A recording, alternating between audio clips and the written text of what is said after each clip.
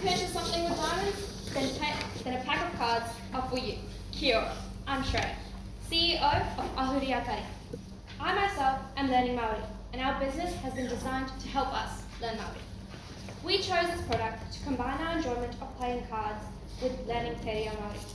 Hey, we may not be cardiologists, but who else can say they've designed something in high school that's specifically designed for the West Coast?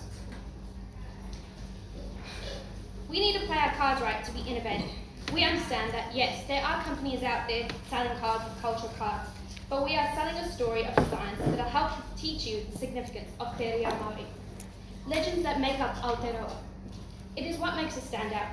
We are lucky to have our local artist list group design and create our designs. A QR code on the boxes lead to a website with a detailed story of the artwork.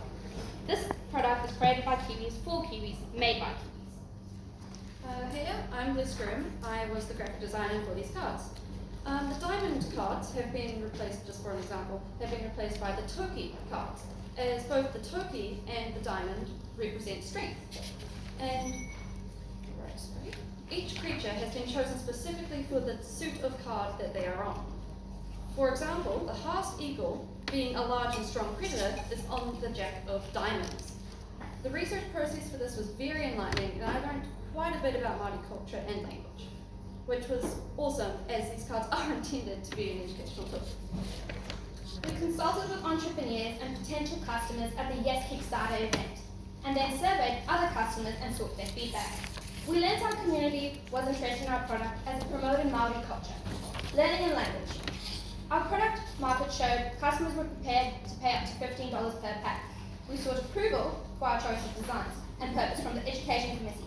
This has proven to be successfully validated by locals and tourists from South Africa and Australia, taking our product to a global level. Māori educational tools are in high demand in New Zealand and throughout the world. We rely on direct marketing by using email and other social platforms.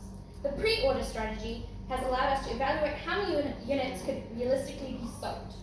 We are still focusing on increasing brand awareness with potential customers. We've introduced a multi-buy promotion strategy. Customers can buy a bulk 10-pack for $145, a saving of $5, encouraging sales. Our network of developing and managing relationships has opened up more business opportunities and a channel of marketing.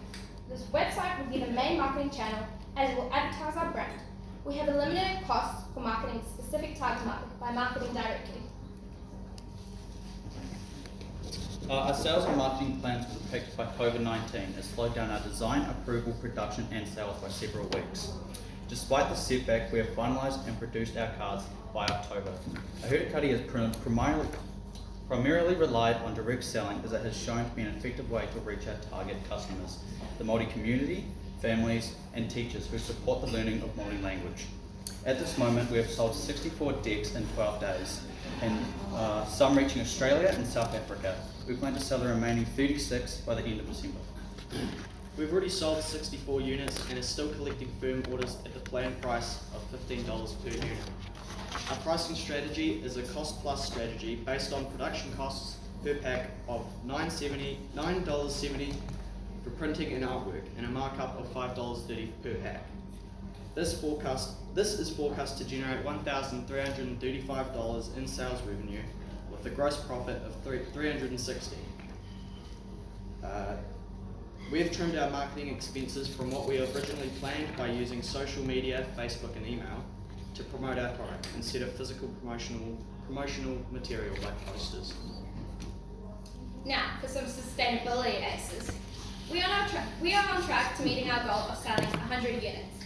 Our cards improve people's quality of life by engaging them to have fun together. We sought approval for these cultural designs, and the cards foster the learning of Māori. Equity and understanding nurture a healthy quality of life. Our cards are made from renewable resource wood. Our long-term plan is to develop other cultural products to sustain our business in the future. You can contact us on our social media page for more information. We would really like to take this moment to appreciate Ms. Thompson, Dave Mason, Joe Mason, Les Drew, and Corbin, who's not here with us today, and our founder for supporting our small business and allowing us to succeed. To our wonderful judges and audience, thank you for giving us this time and opportunity to present to you all this evening. So, how do you build a business with playing cards? You start a club, you win their hearts, you give them spades and tools, and then you pay them with diamonds.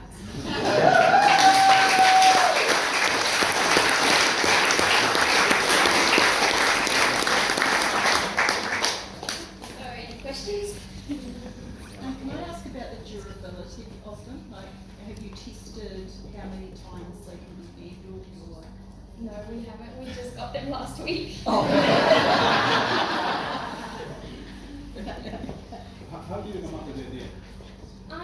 Actually, we were at the Yes Kickstarter event, and we were at the point where we couldn't come up with a successful idea, and one of our mentors actually suggested it, and I'm like, oh, okay, and we ran with it.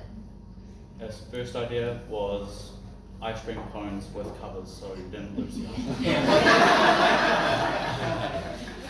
ice. How did you identify your target market? Since it's mostly teachers and parents that would purchase it because it's an educational tool, we decided Facebook, and then we used direct marketing by going to schools and contacting teachers, and since I have family members that are teachers, it kind of made it an easier pathway. Two of the schools we went to was A to Z Preschool and Blaketown School. That's so far. Thanks, Adam. Outside of education, what would be the next target market, do you think? Anyone who's interested in playing cards. They've been used for educational tool, but as you may see on the cards, is that they can be used for standard playing decks. And we did plan on actually having different cards for different age groups as well, but we thought we'd take that as a long-term plan instead of just go with it immediately. We're also going to sell in tourist shops and places like that. Oh yeah, and there was another one, was the local designs. So each design we were planning on doing different designs in different regions of New Zealand. Yeah. Just a question on the financials. It looks like you've made you got a lot of sales, but you've made a loss. But based on your costs on the other page, you shouldn't have. Can you explain that? Why it shows that you're making a loss? I actually can't answer that question.